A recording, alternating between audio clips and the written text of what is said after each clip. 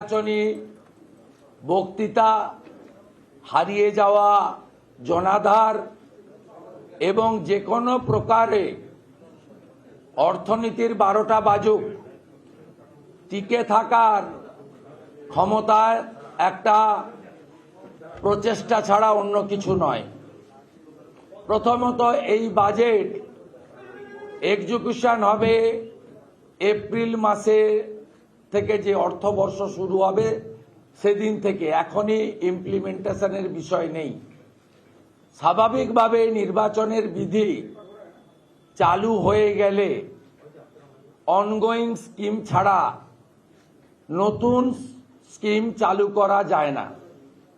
স্বাভাবিকভাবে ধরে নিতে হবে এই বাজেটের অনেক কিছুই শুধুমাত্র লোকসভা ভোটে হেরে যাওয়ার আতঙ্ক, গোটা রাজ্য জুড়ে চোর চোর শব্দে শাসক দিগ্ভ্রান্ত, শাসকের মন্ত্রী বিধায়করা জেলে, সন্দেশখালিতে গণজাগরণ ঘটেছে। তাই ভয়ে আতঙ্কিত হয়ে এই বাজেট পেশ করা হয়েছে। এই বাজেটে 3,66,116 কোটি টাকা এই বাজেট হিসাবে প্রপোজ করা হলেও সোর্স অফ ফান্ড, ইনকাম কোত্থেকে আসবে, রাজস্বর কি অবস্থা ইত্যাদি এই বাজেটের কোনো রিফ্লেকশন নেই। আমাদের ইকোনমিক সাইডে যেটা আছে, ডক্টর অশোক লাহিড়ী ভারতবর্ষের বিশিষ্ট অর্থনীতিবিদ, আমাদের অত্যন্ত গর্বের বিধায়ক, তিনি বলবেন। আমি as a leader of opposition হিসেবে এই বাজেটকে আমি আপনাদেরকে এক কথায় বলতে পারি যে এই বাজেট ভোটের প্রচার ছাড়া অন্য কিছু নয়। এই বাজেটে পশ্চিমবঙ্গের কর্মসংস্থান, শূন্য পদে নিয়োগ, শিল্প বাণিজ্যের পরিবেশ এবং রাজ্যকে এগিয়ে নিয়ে যাওয়ার কোনো দিশা এই বাজেট দেখাতে পারেনি। এই বাজেটে অনেকগুলি জাগলারি রাখা হয়েছে, আর কিছু অর্থ বিলানোর ব্যবস্থা করা হয়েছে। তাতে আমাদের অর্থ বৃদ্ধি নিয়ে কোনো আপত্তি নেই, কিন্তু আমাদের বক্তব্য খুব ক্যাটেগরিক্যালি ছিল, আছে, ভবিষ্যতেও থাকবে।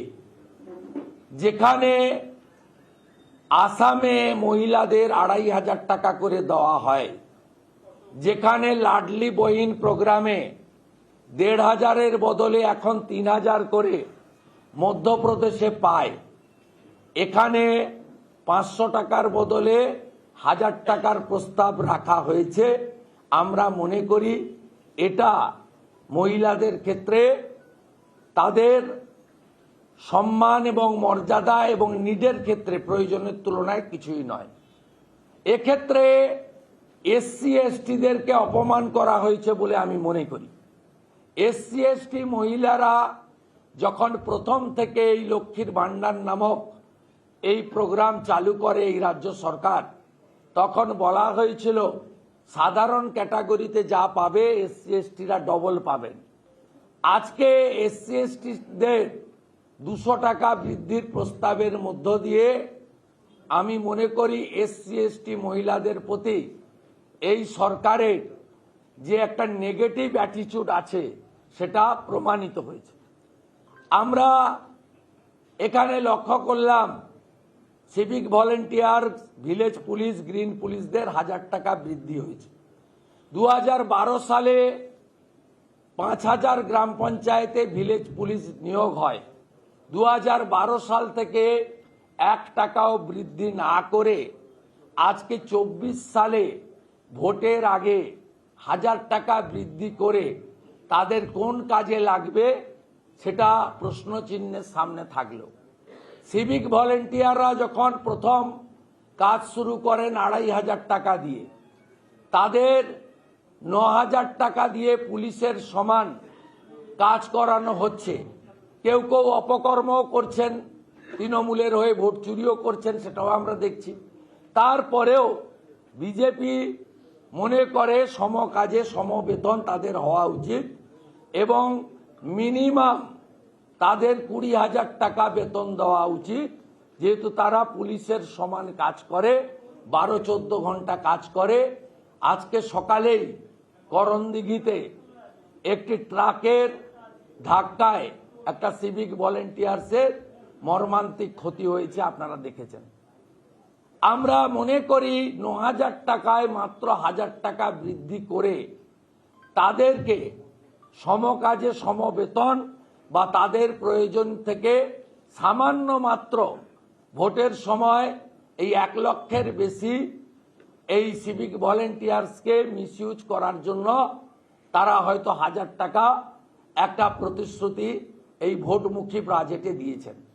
আমরা এক্ষেত্রে গ্রুপ সি গ্রুপ ডি কন্ট্রাকচুয়ালদের যে বেতন বৃদ্ধি হয়েছে সেটা আমরা আপত্তি না জানিয়েও বলতে পারি যে পশ্চিমবঙ্গে গত কয়েক বছর ধরে অফিসগুলো contractual group C group D data entry operator নির্ভর, নিয়োগের সুস্পষ্ট পরিকল্পনা নেই।